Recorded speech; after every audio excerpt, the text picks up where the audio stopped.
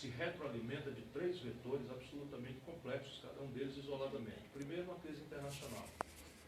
Eu trabalho na CSN, nós vendíamos uma tonelada de minério de ferro há 2 anos atrás por $190. Chegamos a vender por 38.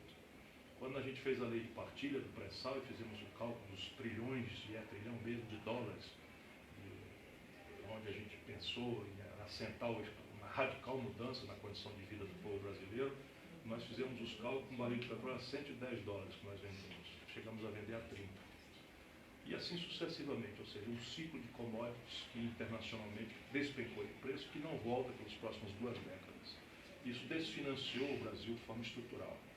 Trouxe para dentro uma crise econômica que tem cara de inflação, de uma volta de carestia, que já está sendo revelada, mas a ferramentaria para enfrentar isso, e isso tanto faz Dilma como Michel Temer, infelizmente é a mesma coisa, neste aspecto, nós fizemos um remédio de muita amargura. E a característica dessa amargura é a pior recessão da história brasileira. Nós estamos caindo 9 pontos em 2 anos. Nunca houve nada parecido na história do Brasil. E o impacto disso sobre a população é terrível, porque, de um lado, você tem desemprego que saltou em 14 meses de 6% para 11%, não é 14%. De outro lado, você tem o peso do poder de compra dos salários se desfinanciando pela desvalorização do câmbio.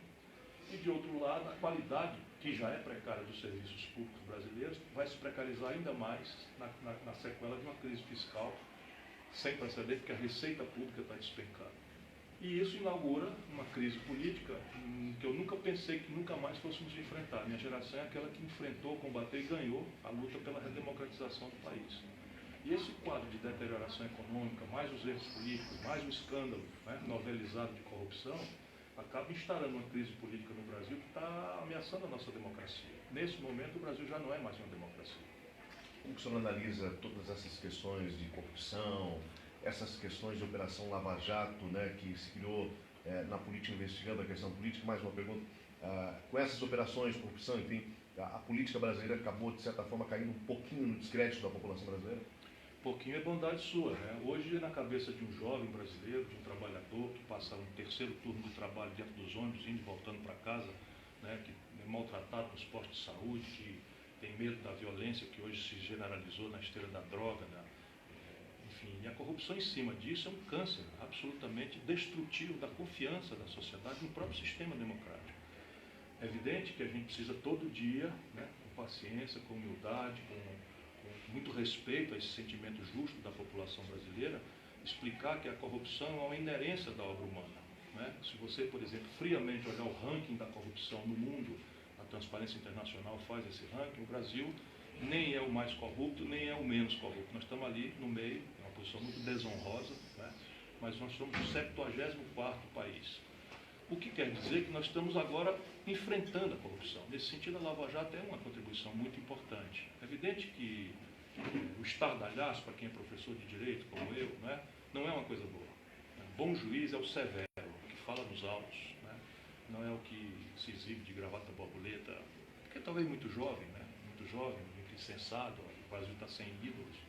E é muito difícil uma pessoa como o jovem juiz Sérgio Moro não sentir, né, a popularidade, mas não é bom, porque, eu volto a dizer para você, bom juiz é o severo, que garante punição severa a quem merece e que garante absolvição, pouco importa a onda de opinião pública ou publicada. E nesse momento há um certo risco, inclusive de anulação. Se você se lembrar daquela operação Satyagraha, não sei se lembra, que era o Protógenes Queiroz, o delegado, e aquele Joaquim Fernandes, né, promotor, não sei o que e tal, o país também se encantou com aquilo, que nós estamos atrás de encerrar a impunidade como um prêmio da ladroeira. E aquilo tudo foi anulado. Na hora que a imprensa virou para o outro lado para prestar atenção no outro assunto, por conta dessas coisas, tudo foi anulado. Resultado, hoje o Protógenes está fugido do Brasil, processado e condenado, e os culpados daquele grave escândalo estão todos pirinampando aí, soltos e leves, felizes com a impunidade. O senhor é apontado como pré-candidato à próxima eleição. O senhor fez parte dos governos, né, que sucederam. Como é que o senhor acredita que é possível mudar até mesmo a imagem de quem esteve com o Lula, com o Dilma? O senhor pensa nisso? Claro que sim. Eu sou o que eu sou. Eu fui candidato a presidente do Brasil em 98, né? Quando era candidato à reeleição Fernando Henrique e candidato Lula. Depois fui candidato em 2002, quando o Lula e o Serra eram candidatos. E quando o povo não me deu um lugar no segundo turno, é do sistema que você tem a humildade de respeitar a maioria e se posicionar com aquele que, sendo ser diferente de você, é o mais parecido, é o mais vizinho, é o mais próximo. Isso é do sistema. E eu não sou de ficar em cima do muro, eu não tenho a vocação da Marinha. Eu tomei posição. E não me arrependo, porque o que pega é catapora. Né? Eu sou o que eu sou, represento um conjunto de ideias, já fui governador, já fui prefeito na capital. E quando você falou, participou dos governos, botou no plural, eu só fui ministro do governo Lula o primeiro. A partir do segundo já não aceitei mais participar, porque não gosto da inflexão, da contradição, enfim, das concessões abusivas que acabaram fazendo. Especialmente a última, né, que bota na linha de sucessão da República, na nossa jovem democracia, o lado quadrilha do PMDB. Quando o senhor fala de erros na política, quais seriam os principais na sua visão? Na minha opinião, dois. Um conceitual, que é a falta de projeto de país. Né? Tanto o Fernando Henrique teve uma oportunidade de formular um projeto de país com a popularidade fortíssima que o Real lhe deu e trocou isso pela conveniência de um projeto de poder, comprando votos para a reeleição.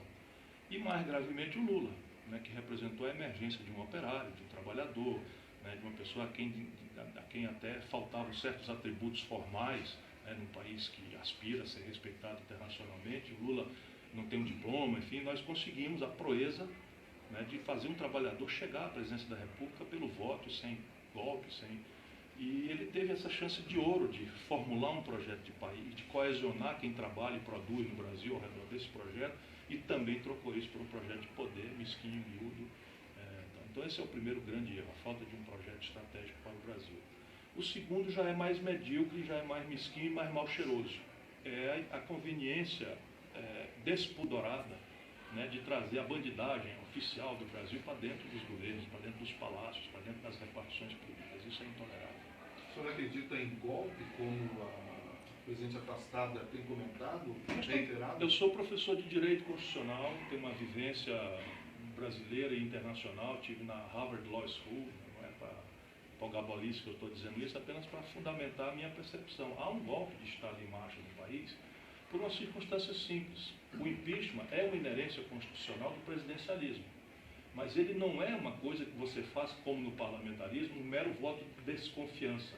Se o governo no parlamentarismo é impopular, você vota no parlamento um voto de desconfiança, desconstitui o governo, não interessa o tempo de mandato, e se reconstitui um novo mandato, ou, se o presidente ou o chefe de governo achar que está errado, desconstitui o próprio Congresso, dissolve o Congresso e convoca antecipadamente novas eleições. Eu sou parlamentarista, mas o povo brasileiro optou, num plebiscito, pelo presidencialismo. Então, a regra no presidencialismo é o cumprimento de um mandato a termo, que no caso brasileiro são 4 anos, de onde você só se remove por morte, renúncia ou impeachment. E o impeachment só acontece em caso de cometimento doloso pelo próprio titular de um crime de responsabilidade como tal identificado na lei.